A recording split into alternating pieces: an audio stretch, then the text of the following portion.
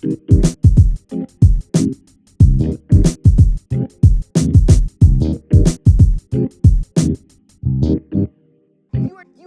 are not doing this for the sake of art. Only things that are created and not destruct. Whatever it is to look forward to, and whoever it is to chase that I say anyway.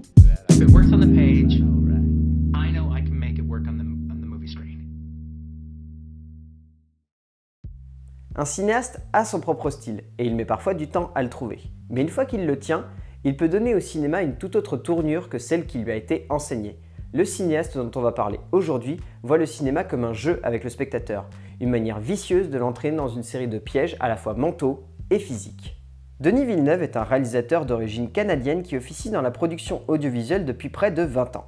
Ancien reporter qui s'est reconverti dans le 7e art, il est un de ces réalisateurs qui est monté très vite en cote auprès du public, mais qui a mis un petit moment à y arriver, avec des productions qui n'ont pas forcément marché, tandis qu'il cherchait également son style et ce qui allait faire sa patte.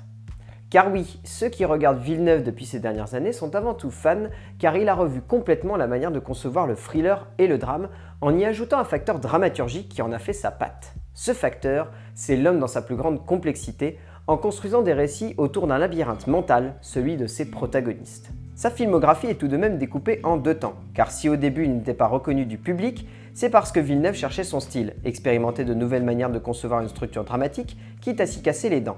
C'est après une longue pause qu'il découvrira une nouvelle manière d'aborder le scénario et la mise en scène, afin de pouvoir mieux développer ses personnages.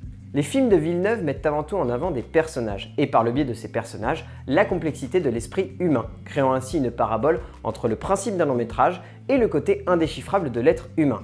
Plus on avance dans ces récits, plus l'idée de labyrinthe mental devient claire et confondante de vérité, pour mieux illustrer la difficulté de cerner un protagoniste. Si Villeneuve pense ses films comme des labyrinthes, sa mise en scène va de même en ce qui concerne la construction scénographique du récit.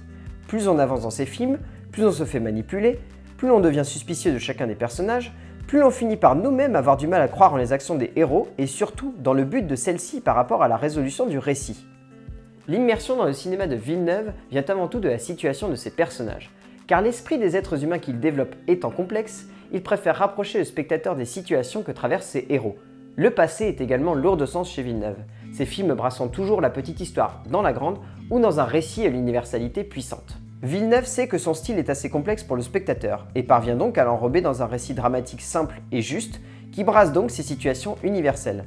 Sachant perdre narrativement le spectateur sans pour autant le perdre de vue, le réalisateur canadien saisit donc l'essence même du fait de le tenir en haleine et donne alors tout son sens à l'expression « être accroché à son fauteuil ».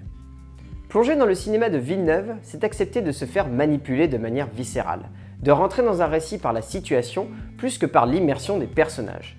Ces récits sont souvent bruts, parfois même violents et intenses, de manière physique ou émotionnelle, mais restent simples et justes en matière de sensations.